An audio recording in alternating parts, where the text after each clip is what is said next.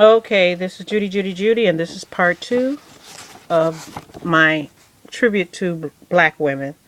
And I'm going to say, when I'm making this tribute, it goes to every black woman who's listening to this video. Make a tribute to yourself. I've done my tributes to myself in my videos, and to you. Angela Yvonne Davis, political activist and academician. Oh, that's a hard word. Academician. Okay. She's in academics. Okay, 1944, birthplace Birmingham, Alabama. And that's Angela Yvonne Davis. She was more closer to my age. She had to go through the jail and all that other stuff. Shirley Chisholm, the first black woman to run for president of the United States. She always said she was unbought and unbossed. I think that was the name of her book. She was the first black congresswoman, 1924. Her birthplace was in Brooklyn, New York. Thank you, and may you rest in peace, Sister Shirley Chisholm. Illinois poet, Gwendolyn Brooks, the Bard of Bronzeville, 1917. May you rest in peace. Birthplace, Topeka, Kansas. Thank you, thank you, thank you, sister. And these were just some old sisters, freedom fighters, long time ago, all dressed. And it says, ain't I a woman? I have plowed and planted and gathered into barns, and no man could head me. And ain't I a woman? If the first woman God ever made was strong enough to turn the world upside down all alone, these women together ought to be able to turn it back and get it right side up. And that was Sister Sojourner Truth. Sisters, we got our job on us. And you're not going to be able to do it by being single moms. You know, sometimes your husband dies on you. I was a widowed mother, but I was an old mother. I was 37 years old before I had my daughter. Never had an abortion. You better keep your birth control on 100 if you're going to lay around and sleep around. And it's still not going to keep you safe from all the diseases, AIDS, chlamydia, herpes, that can kill you and are killing you. As I say, the people who are dying the most of these diseases are young kids who don't know what the heck they're doing when they're having all this unprotected sex. They really shouldn't be having sex. They need to have themselves in a library with their head in a book, or have some audible books in their ear. Marva Nettles Collins, a devoted teacher. She didn't like the way the Chicago Public Schools was running, so she took out her pension and she opened up her own school, which was a success, and her people were a success. She was tough. She was strong. Monroeville, Alabama. I think her daughter is running it now. Marvin Nettle Collins. They made a movie about her called The Marva Collins Story. Okay, everybody who got a little problem with all our straightening of the hair and everything, well, this made this lady a millionaire. Madam C.J. Walker, first black female millionaire, 1867 to 1919. Birthplace, Delta, Louisiana. So that was Madam C.J. Walker with the straightening comb and all of that. And it's not trying to be white. It is not. In fact, when I wore wigs and I got long, thick hair, I wore it because I wanted short, bobbed hair like the African women had.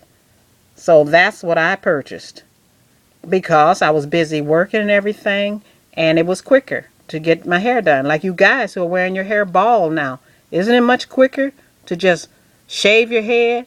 And some of you don't even have to shave your hair because you don't have any hair. And just head on out the door. It is quicker. And women want that too. Madam C.J. Walker. Then there's the women who like the eyelashes and all that. The girly girls. I was never one. I never wore makeup. Little lipstick maybe, little eyeliner, little eyeshadow, but never changed my skin color for nothing. And my husbands both loved me for being so natural. This is Phyllis Tucker Vincent. She was a caretaker of children's televisions. 1948, Los Angeles, California. Phyllis Tucker Vincent. Okay, here's the one who gave Richard Nixon a thing or two of her mind. Barbara Jordan, the first black Southerner Congresswoman from Texas, 1936. Houston, Texas, she was born. Thank you, Barbara Jordan. Thank you, Mrs. Jordan. Thank you, thank you, thank you. And may you rest in peace. She said, my approach is to respect the humanity of everyone. Everybody. You don't disrespect anybody and think that you're going to be respected. But when other people get down in the dirt, don't you get down in the dirt with them. Again, this is more of the astronauts and exploring outside the boundaries. This is a lady called Ellen Craft. She was a brave runaway slave, 1826 to 1897. She was born in Clinton, Georgia. Now she looks like a white woman for all intensive purposes. That's how my grandmother looked. And she was married to my grandfather, as I told you, who was from Scotland. People don't realize that when the white man laid up with these black African people, they got biracial children. Biracial is nothing new. That lady on the plantation knew that those little half-black kids looked like her husband, and she didn't like it at all. That's why she went and laid up with Big Buck. But if she got caught, the first thing she hollered was, rape, rape. And then he got hung and drugged and barbecued and quartered and all kind of things. And sometimes they just did the same thing to her. But this Ellen, she's a sister. She's probably about a fourth black. The child of her mother's master. She had light skin, that those who did not know she was a slave thought she was a member of the master's family. Ellen Craft. Read about her. Brave runaway slave. It was funny how she did it too. She ran away with her husband and she dressed herself up as a man. Like her husband couldn't speak. And like she couldn't speak. So they wouldn't know. Well, the story's just fabulous how they ran away. And that's it. Her husband was a black man too. Upstairs, he is just so interested in what I'm doing. People I know, you know that they're watching us 24/7. Marian Anderson, a voice loved around the world. 1902, birthplace Philadelphia, Pennsylvania. I think the Daughters of the American Revolution wouldn't let her sing. And Eleanor Roosevelt let her sing. The story is the good. She says, I don't feel that I opened a door. I think that those who came after me deserved a great deal of credit for what they have achieved. I don't feel that I'm responsible for any of it because if they didn't have it in them, they wouldn't be able to get it out. And that's the way she felt. Her name is Marian Anderson. Remember, we don't have to take February to do this, people. I might have to make this a part 4. We got so many beautiful sisters. Here's Motown, Suzanne de Passe. First Lady of Motown, 1946, birthplace, New York, New York. She was the Motown guy's right-hand lady and all the stars. Suzanne de Passe, thank you very much, Suzanne. She was 23 years old when she started. Biddy Mason, from slave to wealthy landowner, 1818 to 1891, birthplace Mississippi or Georgia, because they're not too sure where her birthplace was. But this is what Biddy had to say. If you hold your hand closed, nothing good can come in. The open hand is blessed, for it gives abundance even as it receives. And that is so true. Her name is Bridget, because they calling her Biddy. So you might have to look her up under Bridget Mason. And you know, they always want to say slave. Grandma don't like to use that word. A slave is a kidnapped person. And like I say, I got these in all kind of order. There's my dear friend Oprah Winfrey again. Talk show queen. I mean, I had 2 copies of her. Here she is again. She's under the category of entrepreneurs. And that's Oprah. Taking care of the business. TCB. Thank you, Miss Oprah. Then we have lawyers and policymakers. That's when they're trying to integrate that school. And you see the lady screaming and yelling at her. Later, I think this lady and another one made a book together talking about how crazy they were in that era. Then we have writers and fine artists. These are all fields that we went into. And remember, this is before birth control. So some of these women had 20-some children. Some of them didn't have any, because it's up to God how many he wants us to really have. And us nowadays. But in those days, it was really up to God. Maxine Waters, California power broker, 1939. Birthplace, St. Louis, Missouri. And there's Maxine Waters. Thank you, Miss Walters. Amy Jacques Garvey. Black nationalist, 1896-1973. Birthplace, Jamaica, West Indies. She says, stand on your own two black feet and fight like hell for your place in the world. Amy Jacques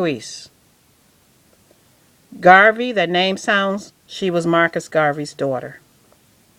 Her father would set her down every Sunday with a dictionary and made her read the newspapers in foreign languages. So her story is a good one for you. Write that name down. Amy Jacques Garvey, a black nationalist. Margaret Walker. I think that was Jubilee. Margaret Walker.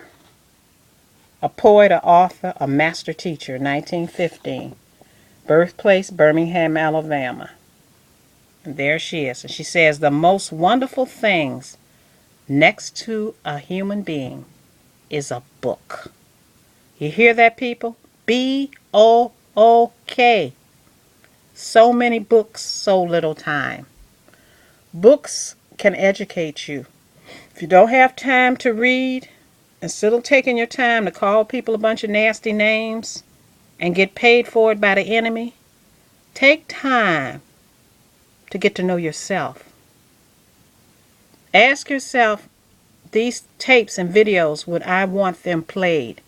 Would I want to sit and have to watch them if I live to be an old man or an old woman?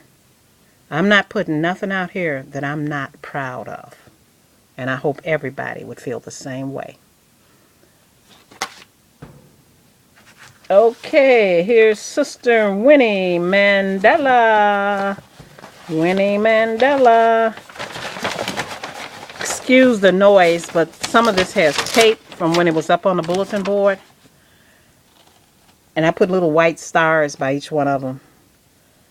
The Incarnation of the African Spirit, 1936. She was born in Pondoland, Transkei, South Africa. Winnie Mandela. Thank you, Sister Winnie. Thank you. You did what you had to do.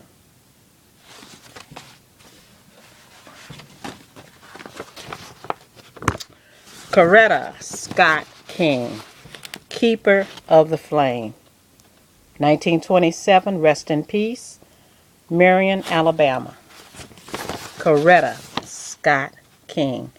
And she says, I was and still am convinced that the women of the world, united without any regard for national or racial dimensions, can become a most powerful force for international peace and brotherhood. I repeat what Sister Coretta Scott King said.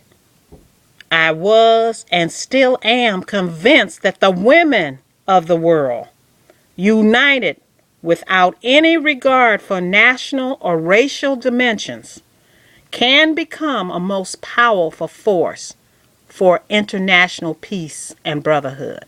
And I'm going to close off here with her, and I'm going to have to put this into a three-part. When you call us hood rats and all that kind of stuff, those women are just the way they were raised. We've got to do better. It used to be a shame a neighbor would walk up to you and shame you. When that woman was acting all crazy in front of that mall, a whole bunch of sisters would come, elders would come up and says, no, that's not the way to act. But no, they'll cuss out the elders now, so it doesn't make any difference. So that's the reason most elders don't say nothing. When you try to tell a young person that, brother or sister, you're going wrong, that's not the right thing to do, be ready for to be cussed out. Be ready to be talked about how ugly you look. But don't let that bother you, because God is watching them. God is watching them. And they will reap what they have sown.